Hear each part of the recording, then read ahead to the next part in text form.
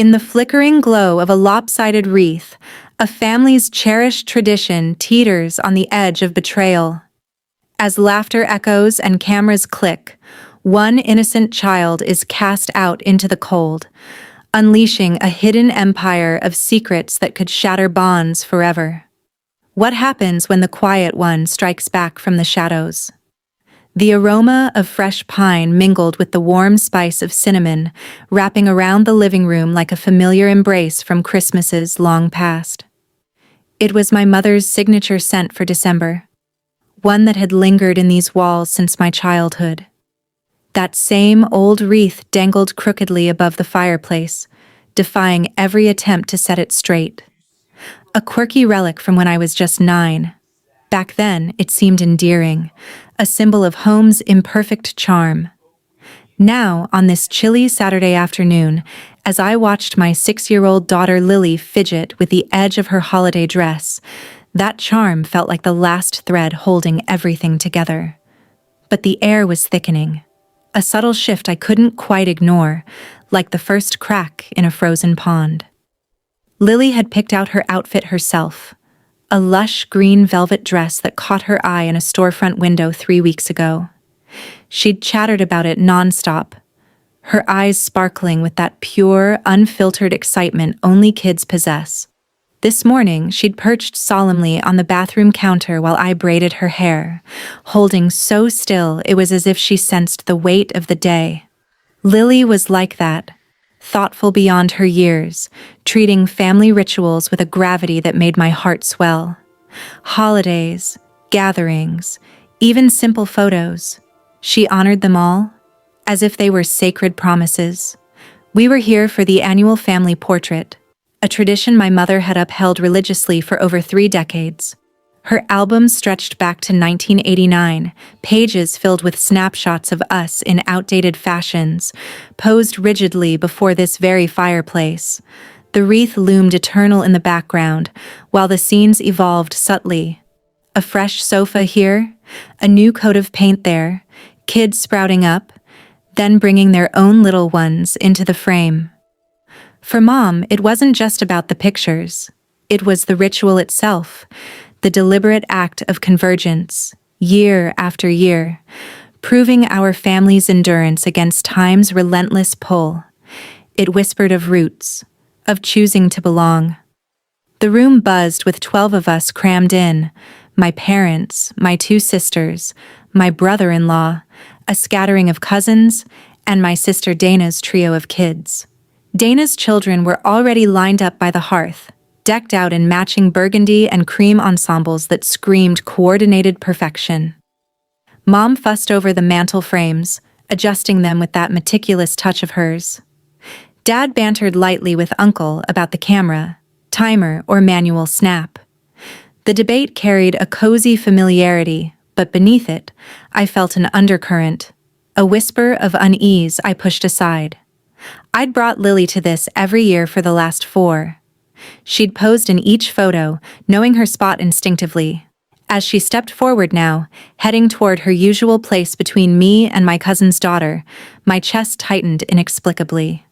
Was it the way the firelight danced on her dress, making the velvet gleam like emeralds? Or something deeper? A premonition I couldn't name? That's when Dana moved, positioning herself like a barrier. "Actually," she said, her tone polite but edged with rehearsal, "we're keeping it to immediate family this year, just blood relatives." Lily froze mid-step, her small frame halting as if an invisible wall had risen. I turned to Dana, my pulse quickening. "She's been in every photo since she was 2. "I know," Dana replied, straightening her blazer with a casual flick. "And it's always felt a bit awkward. Mom and I discussed it. Family portraits should be for the real family. Time to make it official." The words hung heavy, slicing through the chatter like a cold draft. I waited, breath held, for someone, anyone, to intervene. Mom pivoted from the mantel, her eyes meeting mine for a split second before darting away. Dad's argument with Uncle trailed off into silence. Aunt gazed upward at the ceiling beams, as if they held some fascinating secret. The room pulsed with unspoken assent, subtle nods, averted glances, the kind that endorsed without voicing the cruelty. Lily stood there, rooted in the center, the fireplace glow illuminating her like a spotlight on a stage she hadn't auditioned for. Her face, oh, that face, twisted into an expression no child should wear. Confusion laced with hurt, a desperate bid to comprehend why the world had suddenly redrawn its lines, excluding her from where she'd always fit. My mind raced. How could they? This wasn't just a photo. It was erasure, a quiet declaration that Lily didn't count. Anger simmered beneath my calm exterior, but I swallowed it. For her. I crossed to her side, took her tiny hand in mine. It was cool, trembling slightly. "Let's get your coat," I murmured, my voice steady despite the storm inside. She didn't resist, following me out without a word. The door clicked shut behind us, sealing off the warmth, the lights, the family that had just turned its back. In the car, the engine hummed to life, but the silence between us stretched taut. Snowflakes began to drift lazily outside, mocking the holiday cheer. Lily stared out the window, her reflection ghostly in the glass. Then, in a voice so small it nearly broke me, "Did I do something wrong?" My grip tightened on the wheel. "No, sweetheart, you did absolutely nothing wrong. You're perfect just as you are." I wanted to rage, to unravel the tangled web of adult pettiness, how some people deem certain kids worthy based on blood alone, not love. But she was 6. Explanations could wait. What she needed now was safety, not the ugly truth. We drove in quiet, the streets aglow with twinkling lights from neighboring homes. After a bit, she perked up. "I'm hungry. Can we get hot chocolate?" "Of course," I said, forcing a smile. We stopped at a drive-through, the steam from the cups warming the air as we sipped. By the time we reached home, her spirits had lifted. The incident tucked away like a bad dream.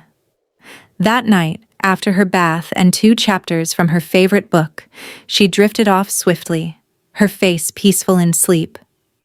I envied that resilience. Down in the kitchen, the same table where I'd shared countless childhood meals, I tried to distract myself with work emails. Anything to avoid dwelling on Dana's words, the family's complicity. Then, at 11:27 p.m., my phone vibrated harshly on the counter. Dana's name flashed. The message? "I hope you're not planning to make this into a whole thing. Just a reminder. Don't forget who holds your mortgage. Some relationships are worth maintaining." I read it twice, the words burning. The mortgage. That old duplex I'd bought at 24, when I was green and ambitious. Dana had co-signed, lording it over me for years. But she didn't know the half of it. For nearly a decade, I'd built something in the shadows. Starting small, scaling up, a duplex, commercial properties, an investment firm, and finally, 18 months ago, acquiring Meridian Financial, the bank that now held that very loan. The threat landed like a stone in still water, ripples spreading through the quiet kitchen. I set my phone down carefully, as if it might bite.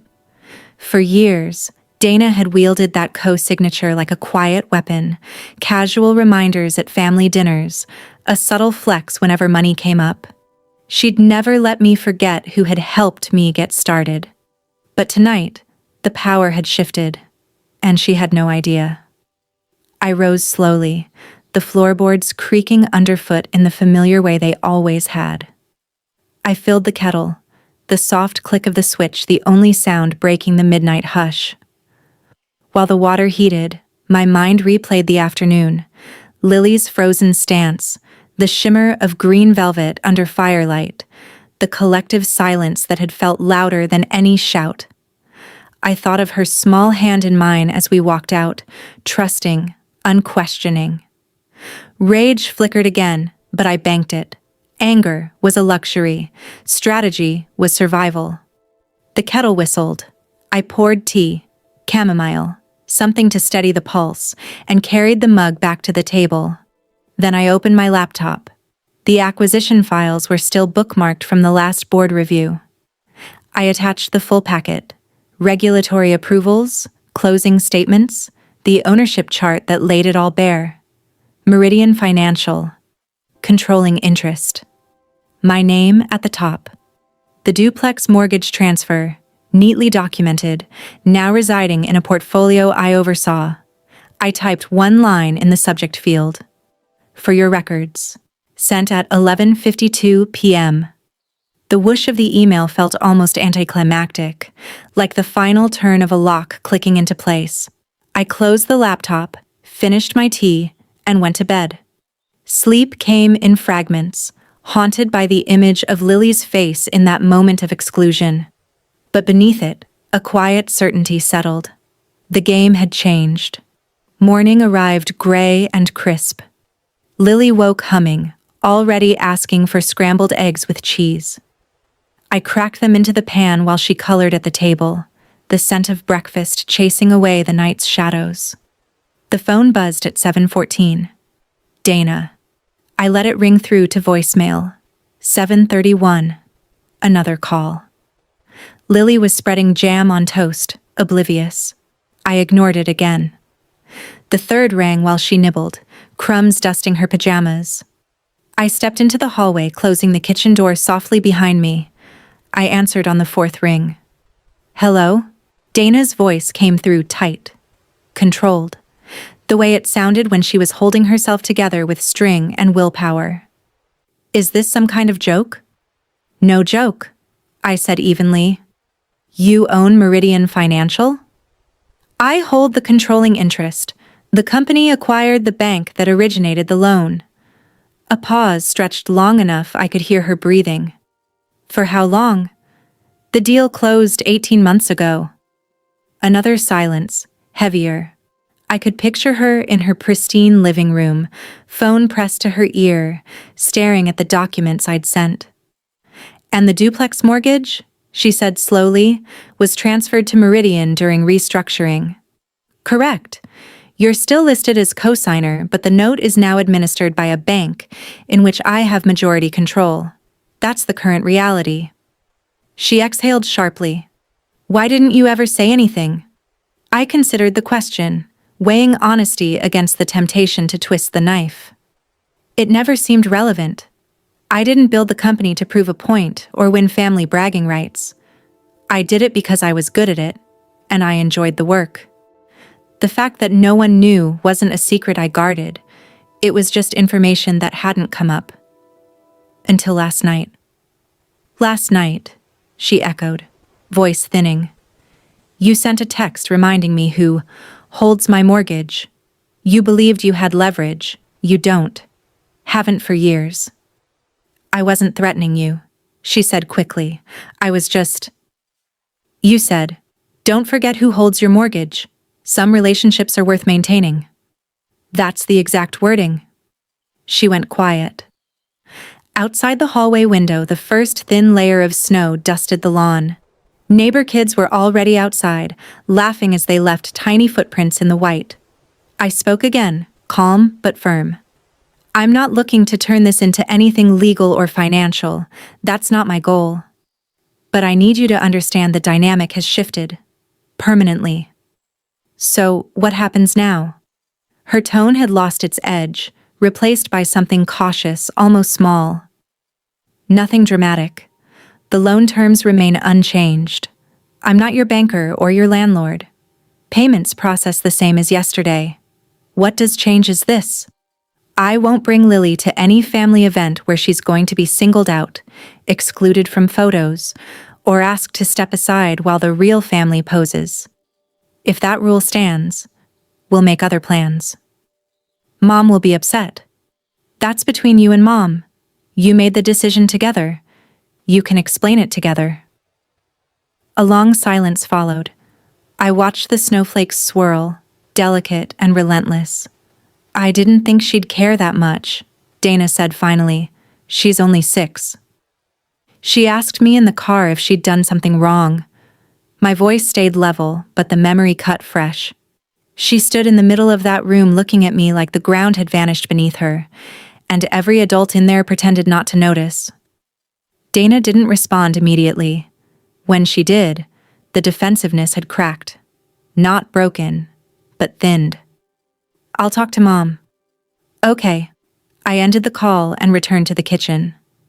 Lily held up an envelope she'd been drawing on.